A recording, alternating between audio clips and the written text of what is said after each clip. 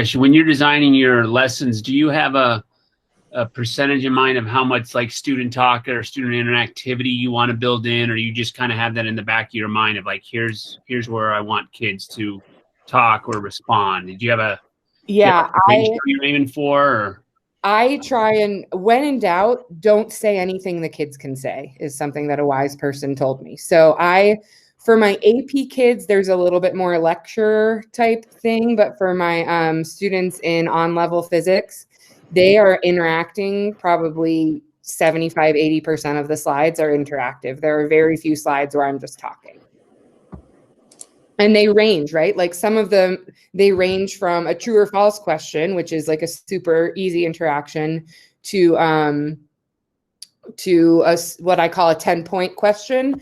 So I highlight on my slides, if it's a 10-point answer that I'm going to grade, there's a little star with a 10 in it. And they know that those are the answers that they really need to push them on. And once I started adding that star of this is an important question, the quality of responses that I got shot through the roof.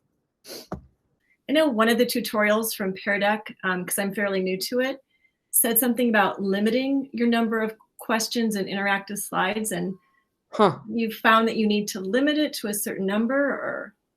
That's totally the opposite of what I just said. I think, I wonder why they said that. I think. Yeah. I know why they said that. Okay, cool, Nadia. Sorry, because I used to heavily coach on this tool when I was a digital coach.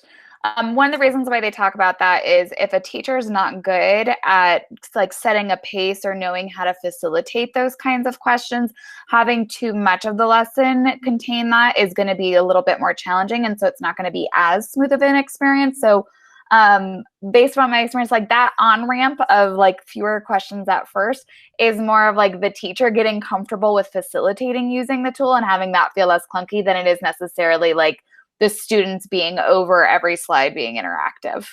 Okay. Thanks, Nadia. That's helpful.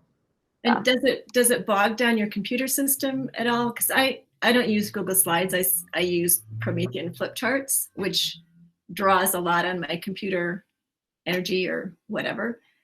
Google Slides does not half as much as Promethean. I'm sorry, as a former math teacher, Promethean was like what I lived and died on. And getting off of that was a big challenge, but I did find that when I went over to Google Slides and started using some of these features, all of a sudden my computer started working a lot better. So yeah, I usually have 2 monitors and an iPad all running at the same time. And the iPad is like a third monitor, and Pear Deck open for the kids and the teacher view and giving live feedback and also doing 14 other things because of course we are. And I have never had an issue with slowness. So I think I've heard about Promethean slowing computers down. I have never experienced that with Pear Deck.